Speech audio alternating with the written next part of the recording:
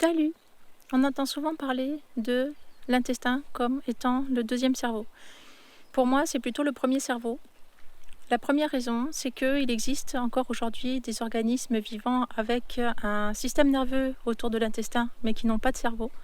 Mais il n'y en a aucun qui a un cerveau sans système nerveux autour de l'intestin. Donc, je vois plutôt le cerveau comme une extension du système nerveux de l'intestin.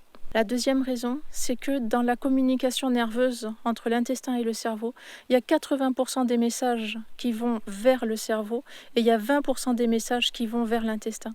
Donc c'est vraiment l'intestin, beaucoup le microbiote, qui dit au cerveau dans quel état il est. Et ça va avoir un impact, une influence sur nos sensations, nos idées, nos émotions. La troisième raison, dans les arts martiaux, l'intention, elle vient du ventre.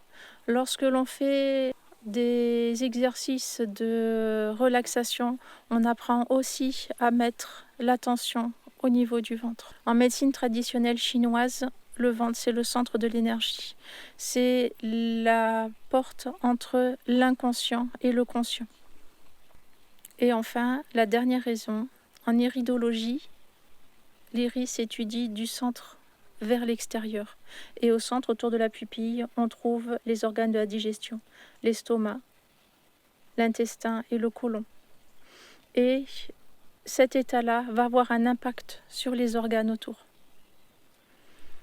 Donc, si vous voulez vous sentir bien physiquement et moralement, occupez-vous d'abord de votre boudine.